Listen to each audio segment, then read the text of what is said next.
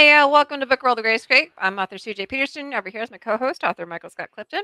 Welcome. Today we have a special guest, author Peter F. Crowley. His genre is short fiction. We'll get to him in just a minute. Before we do so, Mike, how was your week? It's been busy, and that's good because for a change, it's busy doing stuff I want to do instead of putting out fires and things like that. So, uh, Memorial Day, we had the family over, and had my daughter, son-in-law, sister-in-law, and brother-in-law, and our 3-year-old grandson. And I'm a gardener. For those who follow me, I like to grow things, flowers. Have a big vegetable garden, and my grandson Jace, who's again 3 years old, I saved a little patch of my potatoes for him to help me dig up, and so he helped me harvest some potatoes on Monday, and had a really good time with that. And family time's good. And here in East Texas, we have had very much an unusual spring and I guess entry into early summer. Lots and lots and lots of rain and not so good weather, although not nearly as bad, CJ, as perhaps up your way or the poor folks around Houston. My next book event will be next Thursday, the Longview Art Walk. It's a little early this year. They normally have it in July, but they're having the art walk in June this year because they're hoping that the weather will be a little nicer, not so hot, and a lot of outside vendors. It's around here in July. It's can get miserable. So that'll be from 5 to 8. It's in the historic downtown area in Longview. And as usual, I'll be in the Vera Bank lobby and also be joined by some fellow authors. Know for sure Patty Wiseman will be there. Nancy Hudgens, who writes under the pen name Dana Wayne, might be there as also. It's always a good time to visit with them and sell some books. Awesome. For those sci-fi geeks out there, anybody who watches Stargate, as I said, whoever has the Madrona Touchstone, please get it over to Cheyenne Mountain. They need to get that sucker back and get it out of here now. For those Stargate people, you will understand that. It has to do with weather for those who don't understand that. And it's being messed with. It needs to go away. The weather has been terrible. We had to actually not do my other podcast yesterday because my co-host is down in Texas. We're having some very scary weather. The winds were terrible down there, especially down in the Houston area. There was actually a couple of deaths due to it because it was so bad. My next event will actually be down in Lufkin. We're going to be doing the Piney Woods Comic Con down in Lufkin on the 17th and 18th of August. Super excited. I know that some of the guests that have currently been announced was Carla Perez, who was one of the evil people from Power Rangers, but she's a super sweet lady. I know that Kevin Sorbo has now been announced. And I also know that Chuck Huber, voice actor, amazing guy who just had a baby, congratulations, will also be there. I do know some of the other guests, but I cannot tell. I just happen to know that they will be amazing people, so you must come if you're in the area or close to the area. If not, make sure to make plans because you must be there. It will be in Lufkin, called the Piney Woods Comic Con. You can find out more about it at pineywoodcomiccon.com. And I do believe Mr. Mike Clifton will also be there. So make sure to come as you can get his books. But today we have special guest Peter F. Crowley, who also you could find his stuff at peterfcrowleyauthor.com. Peter, welcome. Yeah, thanks for having me, CJ and Mike. So for those who don't know anything about you, could you mind telling them a little bit about you and your work? Sure. I'm kind of a author of many styles and also many ways to write. So like I write poetry, op-eds, essays, sometimes academic articles, short fiction, and I'm trying to write a couple of novels. Like they're on the kind of back burner or front burner. Actually, one of them's on the front burner. And within those different kinds of literature, I write all over the place. Kind of some are straightforward. My first attempt at a novel was relatively straightforward, but it also had a mysterious character who just appeared. It was almost like you weren't sure if it was an imaginary friend or it was kind of who actually saw this woman besides the main character. And then right now I'm trying to finish up right now it's a novella, but I hope to make it a novel just a kind of straightforward story about someone who wins the mega bucks or mega millions, it is, I believe, and what happens after that. So Interesting. Wow. So I know you said that one of them's kind of done in the done final type stages. I think so, yeah. One's kind of like in the, final draft type thing, but you're kind of having to start to weed through it sort of idea. But you have quite a few short stories. How many of those do you have? I was kind of skimming through them on your website. Oh, it's hard to say. Like probably like that are published, probably 50 or 60, and then within that the book That Night and Other Stories, I think there's a little bit less, probably like 30, 25 or 30.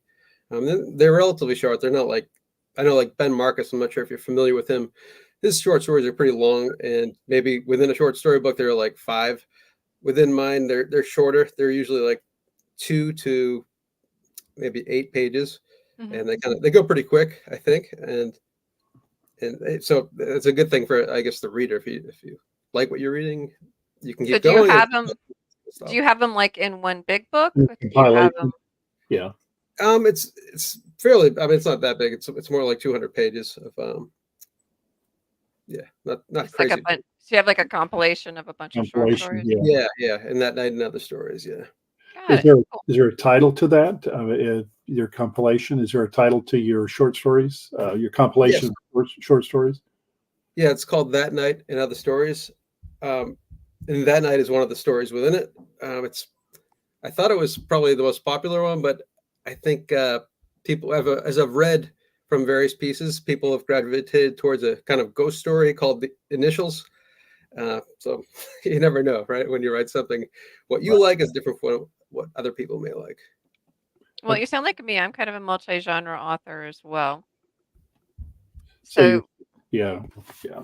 so there are usually two types of authors, which we like to ask. There's usually planners or pantsers. Mike and I are both pantsers, which is basically you sit down and write by the seat of your pants. Yeah.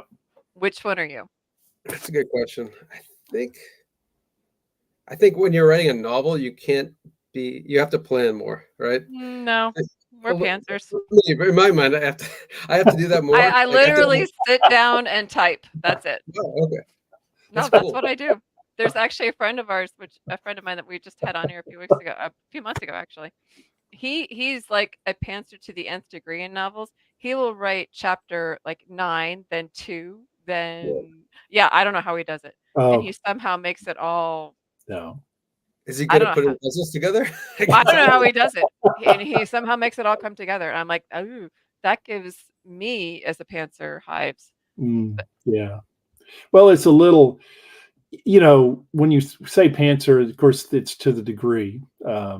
But generally, with short stories, I found that it's you have an idea, and the idea may be stretched to 3 to 5 or 8 pages. But when you write a novel, as speaking as a pantser, as CJ has said, I think you do have I think to a point you do have a little bit, and I'm speaking more of myself. You have a general idea of your story, a general idea of your characters, a general idea of maybe the beginning and the ending, but it's all fluid. It's not set in stone.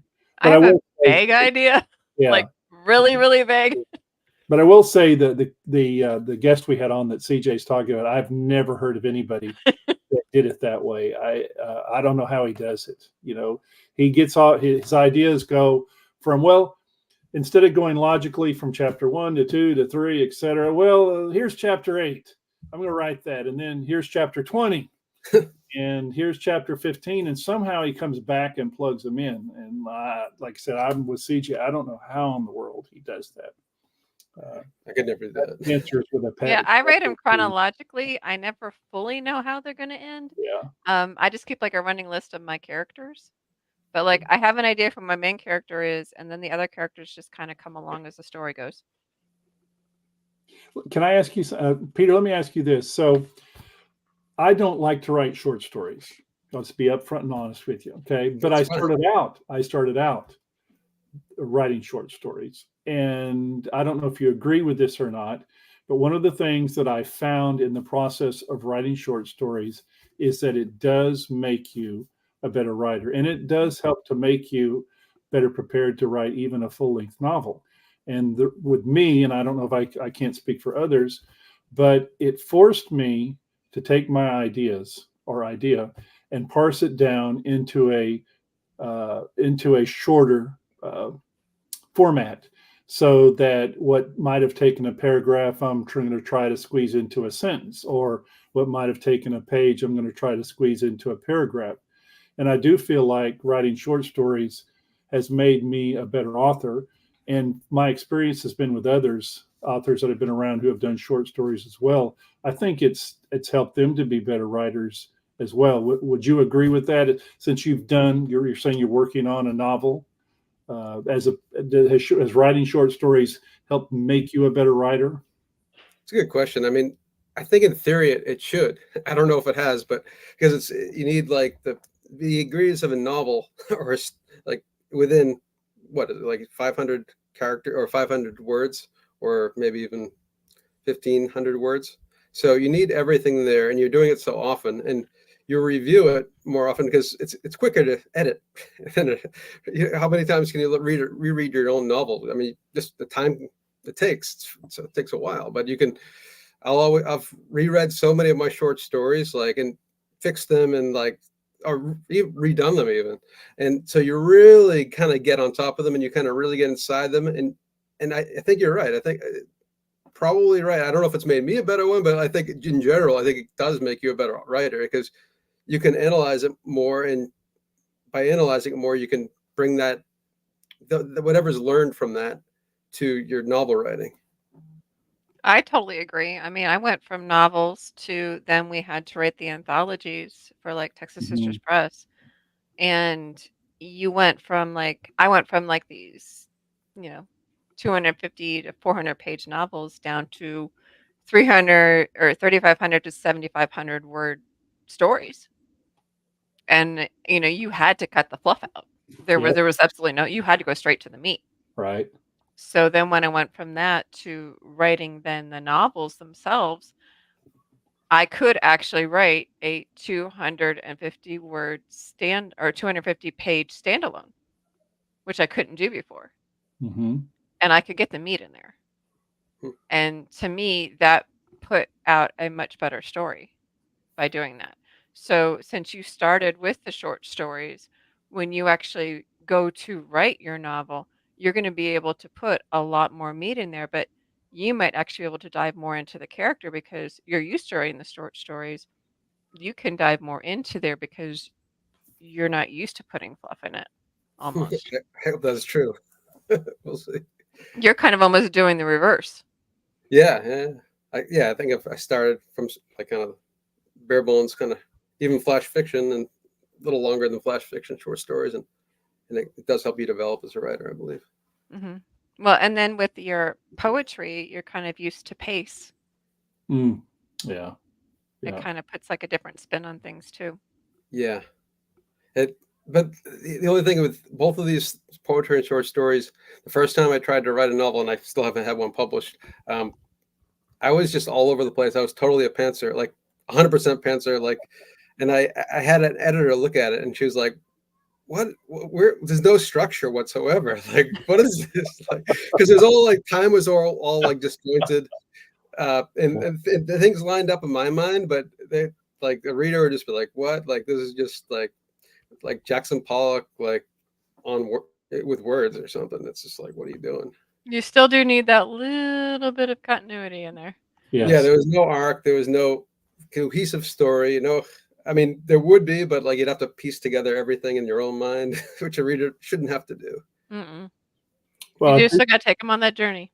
Yeah, I, exactly. I do think that short stories tend to force you to focus. If that's the point your editor was trying to get across, it does tend you to have to be more focused because you've only got what 1,500, 500 to 1,500 words maybe to work with, or Right. however long the word count is, and that's like I said, I myself, I've written short stories. I've won some short story awards, but I've never really enjoyed it.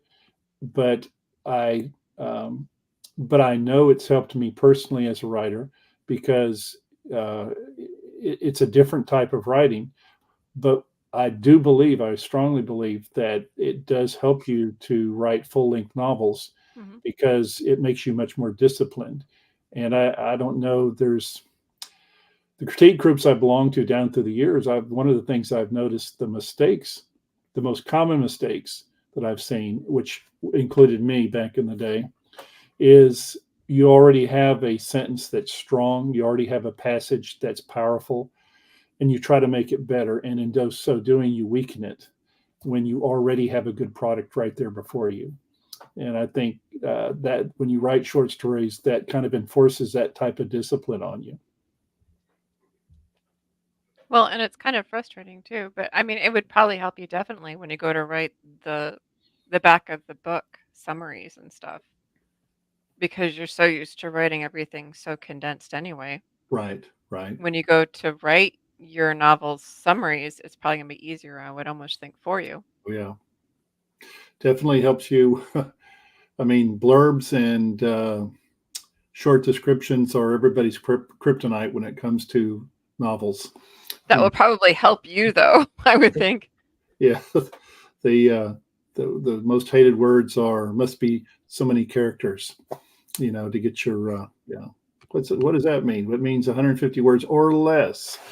Well, I can't do it then. Well, you're going to have to learn how. So, the blurbs are not my strength. Well, Peter, what you don't, I think we asked you before the show started, we were talking to you, you're multi-genre, cross-genre. Your short stories aren't really in, say, science fiction, fantasy, historical fiction. You kind of write all over the place. Would that be a correct statement? Yeah, I guess the safe thing to say is just literary fiction, Right. which is all encompassing, like you were kind of alluding. All of Yeah, it. yeah, but more surreal. I would say it's more surreal, straightforward, kind of even simplistic. Some of them are just like cut and dry, I think, but kind of getting the weight of something, like the weight of a mother-daughter relationship, or someone getting dumped at a restaurant, something like that, or when it's a straightforward one. Mhm. So yeah, I do try to.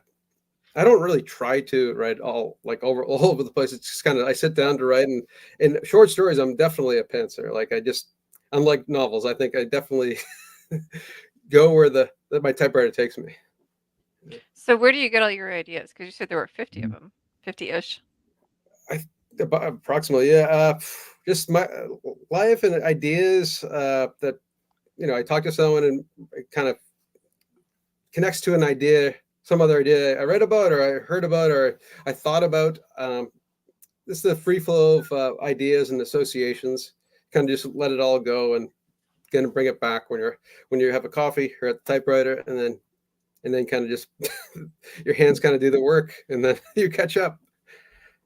So you said you have two novels. One's kind of a little bit closer to the front than the other. Do we get any hints onto what that one may be? Yeah, the front one is I've been working on that since like I think 2018 or 19, and I haven't looked at it for what a year probably. Besides like talking to potential like publishers about it, but yeah, it was more like I think everyone's first novel is more like a little autobiographical, and at first I think my first draft was like 100% autobiographical, and my editor was like, just step away. Like this is not a memoir unless you want it to be a memoir. And I'm like, I don't want it to be one. So I stepped away more because it was too close to everything that happened in my life, which it's not like a traumatic life, but I, everyone's life is interesting, I think. But I stepped away and I listened. I did heed her advice, and now it's definitely more fictional, but it's kind of a coming of age young man, but before that it's his childhood, and then all of a sudden fast forward to his corporate life, but all throughout that time, as I kind of sort of mentioned earlier, this woman is kind of there, and no one else can see her. It's kind of an imaginary friend almost, but it's almost like his personified subconscious there, and when he's doing all these things that he's supposed to do, she's always, when he actually doesn't want to, she's like the symbol of like, no, I don't like you know you don't actually want to do this again. You don't want to do your homework, or you don't want to like your father wanted you to play baseball forever. Like you don't want to do that. Like it's So is time she to like really real or is she not real? no, she's not. She's just in his head. Is he schizophrenic or is it? No, it's more like no. That's a good question. It ties into his just for when he's sick as a child. I think he has a dream about her once, and then she's almost like a dream figure who's there like in the to the reader she's there as a person, but like to him she's there as a figment of his imagination, and I think he kind of understands that, but it's not explicitly said. Wow. Got it. Wow. Well, it doesn't sound like you ever suffer from the dreaded writer's block. Well, I have a 3-year-old, so when I have a chance to write, I run down and like downstairs in my basement right here, and I haven't had a block in a while. But I think before that, like 4 years before my wife was pregnant with like she had really a lot of stomach sickness, so I was like always helping her. But before that, 4 years ago, about I had plenty of blocks, like I think everyone does. But just now that I don't have the chance so much, it's like I'm so ready to write, Sort of like I always had the opposite problem where I had like stories kind of like compiling on top of other stories, and I just had to get like partial ideas out. Especially if I'm in the middle of a story and then there's another story that's like, oh hey, I'm over here. You need to write me now. sounds That's like my you've kind of you had to like put it aside for a while to deal with life, and Um, all of a sudden you've got these like box cars on a train there. You've got them lined up and you've got them ready to start moving again. I guess kind of. And though, like, I think it's like I have once a week to write, basically. And any other time I can squeeze in for like editing or stuff I've already written. So like, I don't plan like when I'm not writing usually, but occasionally I do. But I think I'm just so I don't know. I feel like somehow like I started writing when I was 15, so I think the natural like way to live is to like express yourself through writing. And if I don't have that, life doesn't really feel right. So I feel like that's why I don't really have a block, even though it could be garbage, it could be okay, it could be good when I actually write, but it's just like I have it ready, whatever it So, may be. so do you have them like up individually and then some compiled, or are they all just compiled into certain ones? How do you have them up? Oh, for the short stories, Hmm. um, for the book, it was I wrote them at this is my first submission to like for short stories, and it's kind of almost an anthology because it's from all over the place. Um, Mhm. so I kind of wrote them throughout probably like the last since 2016 to when it was accepted for publication in 2023, and just kind of like whatever I wrote there, I thought was the most publishable and probably best. I kind of just put it in that kind of compendium. So they're all in one. Yeah. Uh, Okay. I mean, though, like there's plenty more that aren't there enough written since, or that I didn't feel like made it, but maybe should have, or I don't know. Mhm. Gotcha. Well, Wow. no worries. So do you have any advice of somebody who may want to just kind of dip their toe into the writing world, kind of maybe want to start with some short stories to kind of see how they do with it? Yeah, I mean, I think the first thing for writers to do is to get time and to carve out time from their busy lives of Right. whatever they're doing.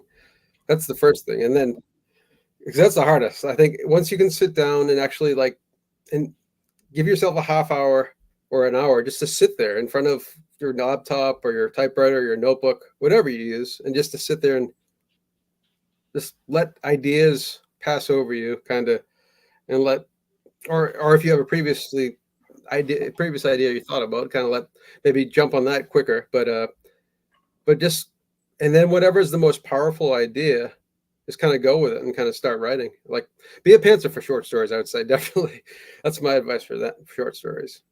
For novels, I got burned by my editor being a pantser. I think that's why I've avoided being a pantser for the second endeavor I took with that novel. Yeah, Got it. the water's fine, Peter. Come on back in. Yeah, the Panthers.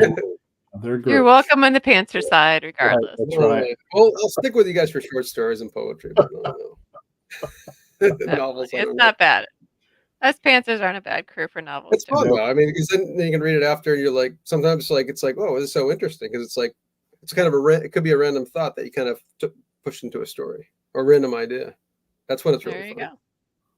Well, it's fun. Like I said, I enjoy it because I don't know how my stories are going to end. That's Yeah. why I like doing them. Yeah. So next, thank you so much for joining us. For those who want to know more about Peter Crowley, you can check out his website at peterfcrowleyauthor.com. So for those who are listening, you can find him at PETER, the letter F, CROWLEYAUTHOR.com. Next week, we're going to have Whit McClendon. His genre is epic and urban fantasy. Make sure to turn in next week to listen to him. Any last words you want to add? We have a few minutes left. Well, no, I just want to say thank you, Mike and CJ, very much for having me on. I had a great time. Well, I know you have a lot of other things. I know that we talked a little bit about your short story. We know that we have a few minutes left, so I know we talked about a little bit about your poetry. Are those in any books? Yeah, I have two poetry books one's called Those Who Hold Up the Earth. That was the first one, published in 2020. And then one was published the same week as my short story collection was published back in October 13th, actually. And it's called Empire's End. It's a little darker. It was written during the pandemic and a little darker than Those Who Hold Up the Earth. And then you said you had some professional publications. Yeah, I have some academic stuff on Northern Ireland and Israel, Palestine stuff. Oh, cool. What else? The Syrian Civil War as well. I took my master's in global studies, conflict resolution, and it was from like stuff I wrote there and kind of tweaked a little bit to get it in an academic journal. Well, very cool. Well, definitely do not steer clear of being a pantser when it comes to writing. You can. Yeah. I'll try it. Try it. You might like it. Yeah, don't change your style of writing. If that's the way you write, that's the way you write. Writing is therapeutic regardless of however you choose to do it, whether it's being a planner, a pantser, or a hybrid of sorts. It's as necessary as food. That's Definitely. right. Either way, those out there, please make sure to go ahead and just take a few minutes each day to write. If you feel the need to write, the story is in you and needs to get out of you. Make sure to come back next week, same time, same place. We're going to have Whit McClendon. So make sure to tune in. We'll see you guys next week. Bye. Thanks a lot. Bye.